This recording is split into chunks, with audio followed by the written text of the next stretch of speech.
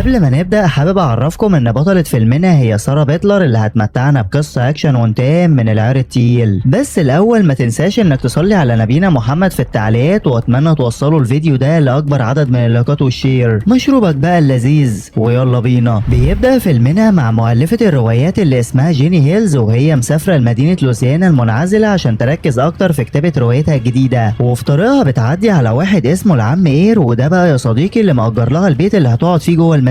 وبيعرفها العم إير على مكان البيت اللي بيكون في نص الغابة وفي حتة معزولة تماما عن البشر، وبعدها بيديها المفتاح وبيعرفها مكان البيت عن طريق خريطة رسمها على ورقة. فبتاخدهم جيني وبتبدأ رحلتها الطويلة في الغابة، لكن بعد شوية بتقف عند بنزينة عشان تفول العربية، وبتقابل هناك اندي وجوني وستانلي اللي بيكونوا شغالين في البنزينة، وواضح كده انهم صحاب جدا. وجوني بيجي يحط لها بنزين وبيبدأ كلام معاها، فبتقول له جيني انها تايهة وعاوزة تروح للعنوان اللي في الورقة، وطبعا هو بيستغل ده وبيعرفها الطريق عشان يعكسها، بس هي بتصده وكمان بتحرجه قدام صحابه لما كهربته بانذار العربية. ووقتها اصحابه فضلوا يضحكوا عليه، وطبعا جوني بيتضايق جدا مع ان جيني اصلا ما كانش قصدها اي حاجة. المهم ان بعدها بتكمل جيني طريقها في الغابة لحد ما بتوصل اخيرا للبيت اللي هتقعد فيه، وبتبدأ جيني ترتب حاجتها جوه الغرف، وبنلاحظ ان معاها ازايز ويسكي بكمية كبيرة جدا. وبعد شوية بتروح تقعد على اللابتوب وبتبدأ في كتابة الرواية الجديدة. وبنشوفها تاني يوم وهي بتتعايش مع انعزالها عن دوشة المدينة وبتشرب ويسكي وهي مستمتعة. وبعد شوية بتتصل بحبيبها اللي اسمه بارب وبتعرفه انها تقعد في المكان ده مدة مش قليلة، وبالبلدي كده بتقول له انها مش ناوية ترجع غير لما تخلص الرواية. لكن فجأة بتسمع صوت غريب جاي من مكان قريب منها، فبتستغرب جدا لان مفيش حد اصلا ساكن حواليها. فبتقرر انها تمشي ورا مصدر الصوت لحد ما بتلاقي كوخ صغير جنبها، وبتتفاجئ ان جواه معدات كتيرة وكمان مواد سامة. فبتستغرب اكتر، وطبعا الفضول بيخليها عاوزة تعرف الكوخ ده بتاع مين وبيستخدم الادوات الخطيرة دي في ايه. ولما بترجع للبيت عشان تكمل كتابة الرواية بيتدلق عليها المشروب، وطبعا بتتضايق جدا وبتروح الحمام عشان تنظف الهدوم. لكننا بنتفاجئ ان في شخص مخفي بيصورها وهي بتنظف الهدوم، وطبعا من غير ما تاخد بالها. وبنشوفها تاني يوم وهي بتمارس الرياضة وبتجري في الغابة، لكنها بتحس بحركة غريبة حواليها وبتلاقي قدامها بيت مهجور. وطبعا الفضول خلاها تدخل البيت ده، لكنها بتتصدم لما بتلاقي ازايز خمرة كتيرة مرمية على الارض وكمان جرادل فيها مواد سامة. فبتقلق شويتين، لكنها بتكمل تمرينها لحد ما بتتعب، وبترجع بعدها للبيت عشان تاخد شاور، بس للاسف بتلاقي الصرف بايظ. فبتتصل بسرعة بالعم اير وبتعرفه اللي حصل، وهو بيطمنها وبيقول لها انه هيبعت لها سمكري يصلح لها الصرف كمان شوية. لكن حظها الفقر اول ما بتقفل المكالمة معاه التليفون بيقع منها في الحمام، ومع انها لحقته بسرعة وعملته باستشوار لكنه للاسف ما اشتغلش تاني. وبعد ساعة بيجي لها السمكري اللي اسمه ماسيو عشان يصلح لها الصرف، وبيبان عليه انه من ذوي الاحتياجات الخاصة لكنه بيقدر يصلح الصرف بسهولة. وجيني من فرحتها بتجري عليه وبتبوسه من خده كنوع من انواع الشكر يعني. لكن ماسيو وقتها بيتوتر جدا من اللي حصل وبيمشي من غير حتى ما ياخد فلوسه. وفي الوقت ده بنشوف جوني واندي وستانلي وهم متجمعين قدام البحيرة وبيعذبوا الحيوانات بطريقة بشعة وكمان بيصوروهم بالكاميرا. وبعدها بشوية بيوصل عندهم ماسيو وباين كده انه صاحبهم من زمان، لكننا بنتفاجئ لما بنعرف ان ستانلي هو اللي كان بيراقب جيني في بيتها من ساعة ما شافها في البنزينة وبيصورها بالكاميرا بتاعته. وبيقول لهم انه كمان كان بيصورها لما حاولت تقرب من ماسيو، وبيستهزأ بجوني لانها عملت الجلاشة معاه ومع ذلك قربت من ماسيو. فبيتضايق جوني جدا، لكنه بيقول لهم انه لو كان عاوز يتكلم معاها كان عمل كده، بس الموضوع اصلا مش في دماغه. واثناء ما كلهم بيضحكوا عليه بيقول لهم ماسيو انها عملت كده عشان هو قدر يصلح لها الصرف، وبيحكي لهم عن تليفونها اللي وقع منها في الحمام وباظ. فبيستغرب جوني وبيقول له ازاي واحده محترمه هتقعد كده لوحدها في مكان منعزل وكمان هتديله بوسه وهي اصلا ما تعرفوش. وبالليل بنشوف جيني وهي قاعده بتكمل شغلها في الروايه الجديده، لكنها بتزهق وبتروح تطلع جوب من شنطتها وبتشربه لحد ما بتروح في النوم. واول ما بتصحى بتسمع صوت غريب جاي من عند الباب، لكن لما بتروح ناحيته ما بتلاقيش حاجه. بس بعد شويه بتسمع صوت خبط جامد بيرعبها جدا، وبتتفاجئ ان في عصفور ميت قدام البيت، وده بيخليها تتمشى قدام البيت عشان تعرف مين اللي عمل كده، لكنها برضه مش بتلاقي اي حاجه. بس اللي بيلفت انتباهها هو ان باب الكوخ بتلاقيه مفتوح، فبتقفله وهي مرعوبه وبترجع للبيت بسرعه. لكنها اول ما بتدخل بتلاقي صوره جوني وستانلي على اللابتوب بتاعها، وفجاه بيظهر الثلاث شباب قدامها، وبنعرف ان هم اللي قتلوا العصفور عشان يجذبوا انتباهها للكوخ ويقدروا انهم يدخلوا. لا وكمان جايبين معاهم ماسيو اللي بيبان عليه انه جاي غصب عنه لانه بيخاف منهم جدا. وساعتها جيني بتخاف وبتزعق فيهم وكمان بتهددهم انها هتبلغ الشرطه لو ما خرجوش من بيتها. بس جوني وقتها بيضحك وبيقول لها هتكلميهم ازاي وانت اصلا تليفونك بايظ. وطبعا كل اللي بيحصل بينهم ده بيتصور بكاميرا ستانلي. فبتتعصب جيني وبتعرض عليهم ياخدوا فلوسهم مقابل انهم يمشوا، وبتجري على محفظتها عشان تدي لماسيو الفلوس بتاعته. لكن جوني وقتها بيرمي ماسيو بعيد وبيسألها عن سبب وجودها في مكان زي ده لوحدها، فبتقول له جيني انها مؤلفة روايات وجاية هنا عشان تشتغل، وبتعرفه كمان ان حبيبها جاي بعد شوية ومعاه باباها عشان يخافوا يمشوا ويسيبوها. لكن جوني بيكون عارف انها بتكذب لانها فعلا لو مرتبطة حبيبها مستحيل يسيبها تيجي مكان خطر زي ده لوحدها. وبيروح بعدها يقعد جنب اندي وبيطلع ازازة ويسكي وبيطلب منها تيجي تشرب معاهم، بس هي بترفض طبعا انها تعمل كده وبتنهار على نفسها من العياط. فبيحدف عليها اندي كبريت مولع عشان يحرقها، وجوني بيكون متعصب جدا لان ازازة الويسكي كانت مفتوحة وده معناه انها بتشرب اصلا، وعشان كده جوني بيجبرها انها تشرب معاهم، وهي طبعا بتكون مضطرة توافق على امل انهم يمشوا بعدها. بس المفاجأة ان جوني فضل يعذب فيها ويخليها تعمل كل اللي هو عاوزه، وجيني بتكون منهارة من العياط ومش عارفة تتصرف ازاي. ومش بس كده، ده بيطلع كمان مسدسه عشان يهددها بيه ويعتدوا عليها، بس جيني بتقدر انها تهرب منهم وبتفضل تجري في الغابة وهي خايفة جدا لحد ما بتقابل ضابط اسمه ستورج ومعاه كمان العم اير. وطبعا هي ما صدقت لقت حد تتحمى فيه، فبتحكي لهم اللي حصل وهي منهارة. والضابط وقتها بيحاول انه يطمنها ويهديها، وبعدها بيطلب من العم اير انه يرجع للمركز وهو هيتصرف، وبياخد بعدها جيني وبيرجع معاها للبيت عشان يتأكد من كلامها ويقبض عليهم. بس المفاجأة انه بيلاقي ازاز ويسكي تكفي المدينة كلها، ده غير جوب الحشيش اللي لقاه مرمي على الارض. لكن جيني وقتها بتنكر انه بتاعها، بس الضابط مش بيصدقها لانه بيلاقي عليه روج احمر. فبتتعصب جيني لانه ساب الموضوع كله ومسك في السيجاره اللي لقاها، بس الضابط وقتها بيشك فيها اكتر وبيطلب منها تبص للحيطه عشان يفتشها. لكننا بنلاحظ انه بيتحرش بيها، والمفاجاه الكبيره انه اصلا عارف الشباب الثلاثه وكمان هو الزعيم بتاعهم. وجوني وقتها بيطلب منها تعرف الضابط اللي حصل معاها، او الاحسن تمثل له هما كانوا بيعملوا ايه. واثناء ما هي مصدومه ومش فاهمه ولا عارفه هتتصرف ازاي، بيبداوا هما الاربعه يضربوها، وكمان بيأمروا ماسيو انه يعتدي عليها، ولانه خايف منهم بيضطر يعمل كده وبينفذ اوامرهم. بس جيني بتقدر بالعافيه انها تهرب للغابه، والمره دي بتجري بكل سرعتها عشان محدش يوصل لها تاني. لكنها للاسف بتلاقيهم فجاه قدامها محاوطينها من جميع النواحي وبيعتدوا عليها كلهم وبيصوروها بكاميرا ستانلي. وجيني بتكون منهاره بعد اللي حصل فيها، وبتلاقي مسدس الضابط قدامها فبتحاول تدافع عن نفسها، لكن جوني بيدوس على رجلها وبيمنعها. وبعد ما سلبوا منها كل حاجه بتفضل ماشيه في الغابه لحد ما بتوصل للبحيره، وبتقرر انها ترمي نفسها وبتنتحر. فبيتصدم الضابط وبيمسك البندقيه بتاعته عشان يقتلها وهي في الميه، لكنه للاسف مش بيلاقيها. فبيقرر انه يستنى شويه لانها اكيد هتخرج تتنفس، لكن ده برضه مش بيحصل. وعشان كده ستورج بياخد الشباب عند اخر البحيره عشان يدوروا عليها هناك، لكن برضه مش بيلاقوا لها اي اثر. فبيتعصب جدا وبيأمرهم يدوروا عليها كل يوم لحد ما يلاقوا جثتها، لان لو حد تاني غيرهم شافها هيروحوا في 60 داهيه. وبيأمر كل واحد فيهم بمهمه عشان يتخلصوا من اي دليل ضدهم، واولهم جوني اللي مهمته هو انه يتخلص من عربيتها وما يسيبش وراه اي اثر. ومهمه اندي هو انه يروح لبيتها عشان يتخلص من حاجتها اللي هناك ويولع فيها كلها. وستانلي بقى كانت مهمته انه يسلمهم شريط الفيديو اللي عليه كل اللي حصل عشان يتخلصوا منه. والضابط ستورج بنفسه هو اللي بينفذ المهمه دي عشان يكون مطمن. ولما بيعرف ان ماسيو قاعد مستنيها قدام البحيره بيتعصب جدا وبيطلب منهم يتابعوه طول الوقت، لانه مش واعي لتصرفاته وممكن يحكي اللي حصل ده لحد ويفضحهم كلهم. وبيحذرهم كمان ان لو ماسيو اتكلم او نطق بحرف واحد من اللي حصل هيقتلهم هما الثلاثه بدون رحمه. وبعدها بيسيبهم وبيرجع لبيته، وبنعرف انه متجوز وعيلته مستنياه من بدري لانه اتاخر. فبيعتذر ستورج لمراته اللي بتكون حامل على التاخير، وبيكذب عليها وبيقول لها ان كان في حادث على الطريق وده اللي اخره. وبيقابل بعدها بنته اللي بتعرفه انها جابت درجات عاليه في الامتحان، فبيبارك لها وبيفرح جدا بيها. وتاني يوم بيروح ستورج يقابل العم اير وبيديله مفاتيح البيت اللي جيني كانت مأجراه. ولما بيسأله عن السبب بيعمل له حوار انها خافت ورجعت للمدينه بعد ما ستورج لقى معاها مخدرات كتير ممكن تحبسها. وفي ناحيه تانيه بنشوف ماسيو اللي بيكون لسه قاعد قدام البحيره ومستني جيني لانه شاكك انها لسه عايشه، لكن بيعدي اكتر من شهر على الموضوع ده، والغريب انها ما ظهرتش ولا هي ولا جثتها. لكن ماسيو بيفضل متأثر وبيفتكر كل شويه اللي حصل في اليوم ده وهو حزين جدا، على عكس الثلاث شباب اللي اصلا نسيوا اللي حصل ومقضيين حياتهم عادي. وفي يوم بيكون ستورج قاعد مع مراته وبيجي له تليفون من العم اير اللي بيقول له ان صاحب جيني كان عنده النهارده وبيسأله عليها لانها مختفيه من شهر. فبيترعب ستورج جدا وبيطلب منه يخلي رقمه معاه وهو هيكلمه تاني يوم بحجه ان الوقت اتاخر دلوقتي. وبنشوف اندي وجون تاني يوم وهم قاعدين سوا بيشربوا ويسكي ومش في دماغهم اصلا الموضوع. لكن فجاه بيدخل عليهم ستانلي وهو متوتر جدا وبيقول لهم انه كذب عليهم لما اعطاهم شريط الفيديو. والمفاجاه انه اعطاهم شريط فاضي، وان الشريط اللي عليه تسجيلات جيني لسه معاه، لكنه دلوقتي اتسرق هو والكاميرا وما يعرفش مين اللي سرقه. فبيتعصبوا عليه هما الاثنين وبيتخانقوا معاه لان بسبب اللي هو عمله ده ممكن يروح ورا الشمس. وبالليل بيكون جوني سهران في بيته كالعاده، لكنه بيسمع فجاه صوت غريب جاي من بره، ولما بيخرج يشوف ايه سبب الصوت ده بيلاقي عصفور مقتول قدام الباب، فبيترعب جدا لان دي نفس الطريقه اللي استخدموها عشان يجذبوا بيها جيني، لكنه ما بيهتمش قوي لانها اكيد ميته وبيرمي العصفور بعيد وبيرجع يكمل سهرته. بس بعد شويه بيسمع صوت اقوى من اللي قبله، ولما بيخرج بيلاقي العصفور رجع لمكانه تاني، فبيخاف جدا وبيروح يجيب البندقيه بتاعته بسرعه وبيخرج يزعق وبيضرب النار في كل حته، لكنه بيتفاجئ بشبشب جيني قدامه. بس اللي بيرعبه جدا انه بيلاقي حركه عند الشجره اللي قدام البيت، ولما بيروح هناك بيلاقي الحظاظات اللي كانت في ايد ماسيو، فبيخمن ان هو اللي بيهزر معاه. وستوريج تاني يوم بيرجع لبيته وهو جايب ورد لمراته لانه كان مشغول عنها الفتره اللي فاتت، فبتفرح جدا لكنها بتعرفه انها لقت شريط تسجيل مكتوب عليه اسم ستانلي. وساعتها بيتصدم ستوريج وبيسالها لو كانت شغلته، لكنها بتقول له ان هي حاولت بس ما عرفتش. فبياخد عربيته وبيروح بسرعه يطب على الثلاث شباب وبيحط الشريط في بق ستانلي وبيقرر انه يقتله عشان كان عاوز يفضحه قدام مراته، لكن جوني بيهديه بالعافيه وبيقول له ان ماسيو هو اللي بيعمل فيهم كده لانه لقى الحظاظات بتاعته قدام البيت عنده. فبياخد ستوريج الشريط يولع فيه بنفسه وبيهددهم بعدها يجيبوا له ماسيو النهارده والا هيقتلهم بداله، وبعدها بيسيبهم وبيطلع هو والعم ايه رحله صيد عشان يهدي اعصابه شويه، وبيديله كمان ازازه ويسكي هديه. لكن اثناء كلامهم بيضرب عليه النار فجاه وبيقتله، وبنعرف انه عمل كده عشان يخلص على اخر دليل يثبت انه قابل جيني قبل ما تختفي لمده شهر. وفي نفس الوقت ده بيكون ماسيو قريب من بيت جيني، لكنه فجاه بيسمع صوتها جاي من البيت وهي بتقول له تعالى انا هنا،